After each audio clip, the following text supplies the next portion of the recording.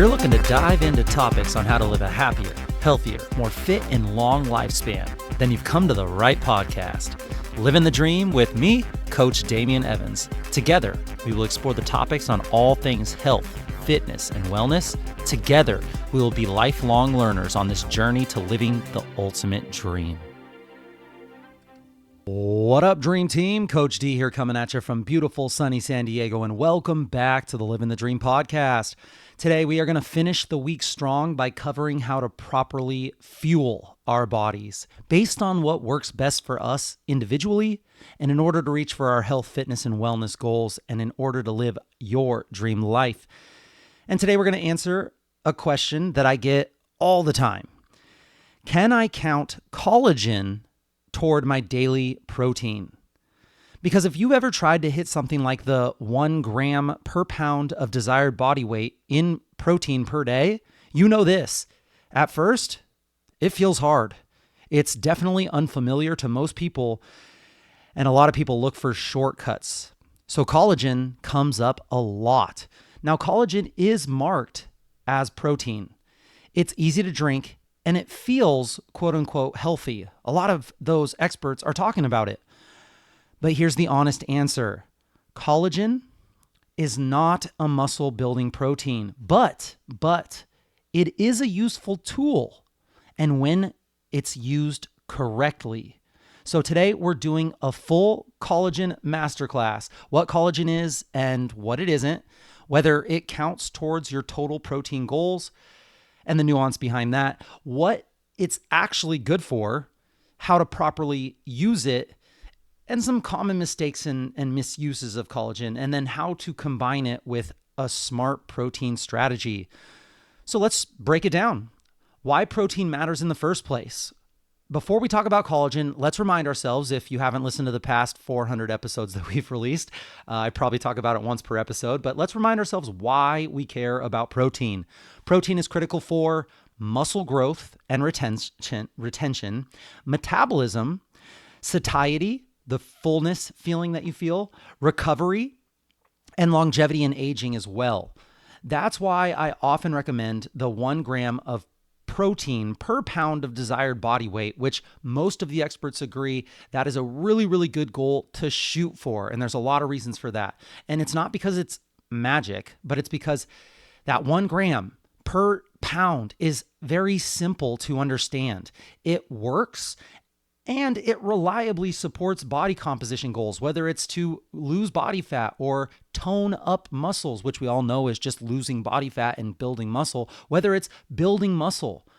The problem is most people undereat protein, especially at first. If you're struggling with your body composition goals and you are not used to tracking any kind of protein, you are probably undereating protein. I've seen it in almost every person that comes to us for those type of goals. And then we do in-body scans, which have their pros and their cons, but we do these in-body scans, and almost all the time they have this graph that shows body weight is a little high, body fat is a little high, and muscle mass is fairly low. We ask them about their protein, and they pretty much describe 40 to 50 grams of protein per day. So that leads them to ask, okay, well, I need to get, let's say I'm 140 pounds, I need to get 140 grams. Can collagen help me out here? Well, collagen, is it a complete protein? That's the core question. Here's the key concept. Collagen is an incomplete protein. So you'll hear this when it comes to plant proteins a lot. Most, if not all, plant proteins are incomplete proteins. That means that it does not contain all 9 essential amino acids in sufficient amounts. Most importantly, collagen is very low in the main amino acid that is meant for building muscle, and that is leucine. Leucine is really, really important here when you want to build muscle. Leucine is the primary trigger for muscle protein synthesis, the creation of muscle proteins in the body.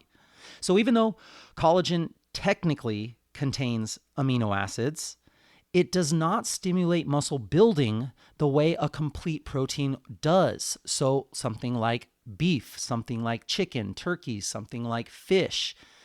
This is why whey protein, eggs, meat, fish, dairy, and soy are all considered high quality proteins for muscle and body composition. The bottom line, collagen should not be counted toward your daily protein target if your goal is muscle or fat loss or body recomposition. If someone hits 150 grams of protein, but 40 of it came from collagen, they didn't actually really hit that 150 grams for muscle building. So what is collagen good for then? It has to be good for something. Everyone's talking about it. Now here's where collagen gets unfairly dismissed or overhyped. Collagen does have benefits, just not the ones people think. Collagen is rich in glycine, proline, and hydroxyproline. These amino acids are heavily involved in things like tendons, ligaments, cartilage, joint tissue, skin, hair, and nails, and connective tissue repair. So collagen shines when the goal is something like, I want to work on better joint health. I want better tendon and ligament support. I want skin elasticity or injury recovery, or high impact or high volume training support. This is especially relevant for people who are really consistent lifters, really consistent runners. Maybe you do high rocks or Spartan or mud runs, those kind of athletes. Definitely for aging adults. And then people with joint pain or prior injuries, especially if you find a really good quality collagen. Now, when collagen makes the most sense, and timing does matter, collagen is most useful when it's paired with mechanical stress.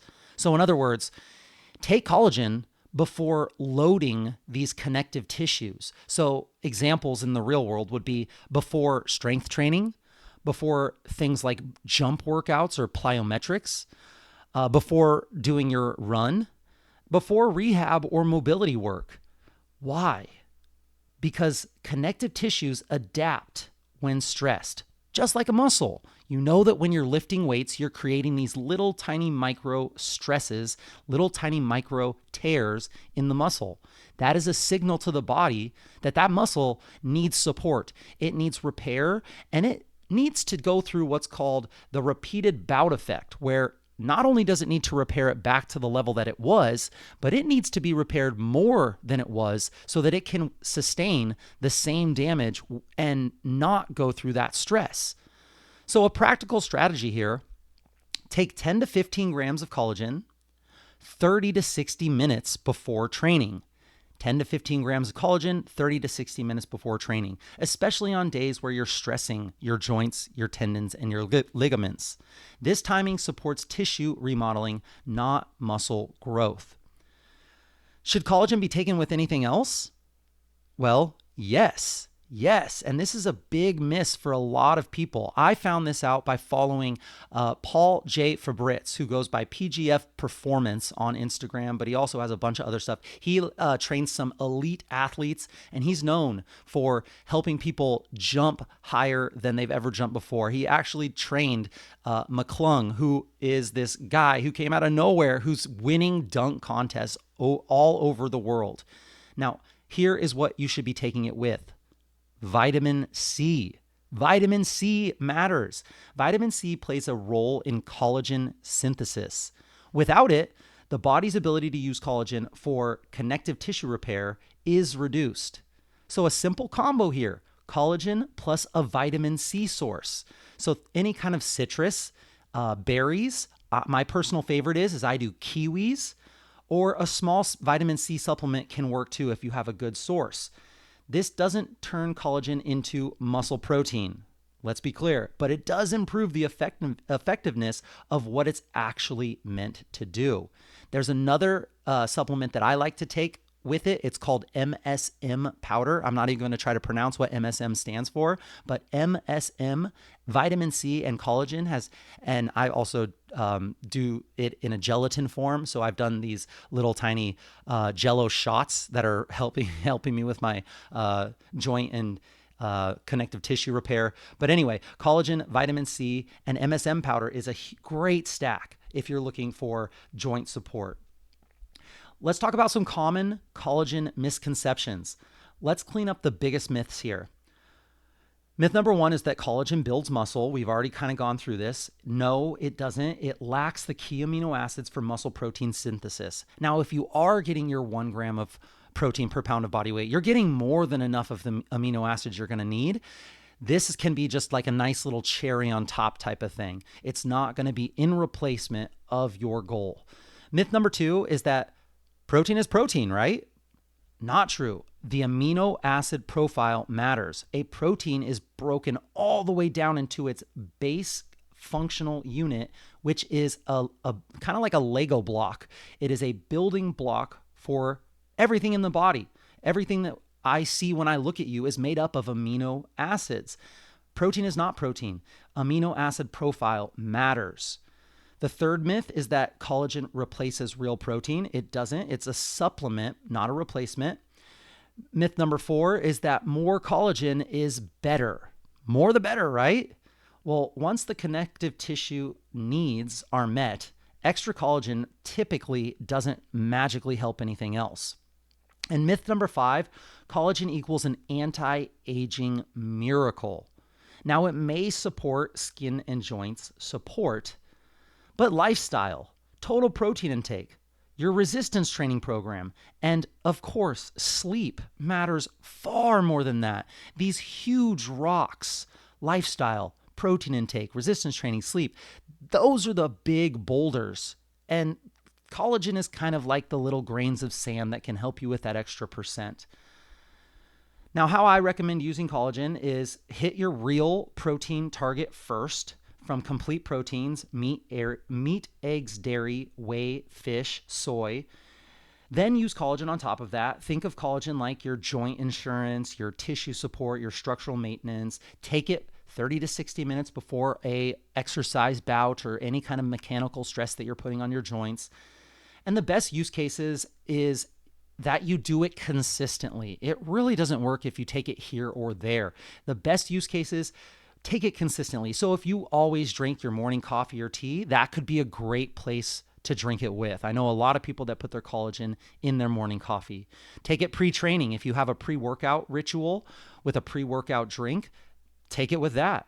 Take it on high impact days. So maybe it's the days that you are doing your cardio, your high intensity interval training, your jump training. Those are the days where you can really, really shift on the higher side of that 10 to 15 grams. I take 20 grams. I'm a little bit of a larger human being, so I usually take just a little more of supplements. Also because I'm a self-experimenter. I've always been a self-experimenter, so that's just my vice right there. And take it during your injury recovery phases. So if you got an injury or you're extra overtrained or you're super, super sore, these are days where you can use collagen. Number 4, do not count collagen towards your muscle protein totals. Number 5, if protein intake is already low, fix that. Fix that before worrying about collagen. If your protein is low, the best way to do it is to front load it at the beginning of your day. A lot of people skip breakfast. A lot of people have a high carbohydrate breakfast. This is your opportunity for growth. Put it in early in the day so that you can get a head start on your protein. All right, collagen plus the protein strategy. Let's talk about this smart combination. One effective approach, whey protein or complete protein for muscle, collagen for connective tissue, a great combination. They serve different jobs. So trying to make collagen do both is like using a screwdriver as a hammer. It's just the wrong tool. Cool. All right. So I think we've kind of beat that dead horse. Let's wrap this thing up cleanly. Collagen does not count towards your daily protein goal for muscle or body composition goals, but collagen absolutely has a role when used correctly. Think of it this way. The protein builds your engine. Collagen helps to maintain your chassis, right? Both matter. They just don't do the same job. So focus on eating your total protein, high quality protein sources that are complete proteins, strategic collagen use, and then, of course, as with everything, consistency over perfection. Fuel your body with intention, not confusion. And that's it, my friends. Thank you for joining me on this Fuel Up Friday episode of the Livin the Dream podcast. Share the knowledge that you gain with your friends and family and hold each other accountable. If this episode inspired you, share it with a friend who could benefit from what we talked about today. To support this podcast and help it grow, please hit that subscribe on or follow on whatever platform you're listening to this podcast on, and leave a review, letting others know how this podcast has benefited you. It really helps if you could leave a comment, even just an emoji expressing what you learned or how you feel about this episode. It really is a non-cost way, and it helps so much to get this important wellness content into more people's ears. Take a screenshot of this episode and post it on your social media stories. Tag me at livinthetream_podcast or at coachdamian_SD, and let us know how this episode benefited you. Let us know what we missed. Let us know what we got wrong. We want to know. Message us if you have any suggestions or tips that would help your Livin the Dream team that we can discuss in future episodes. I will be right here with you, working on making us stronger, happier, and healthier humans. Until next time, friends, keep living the dream.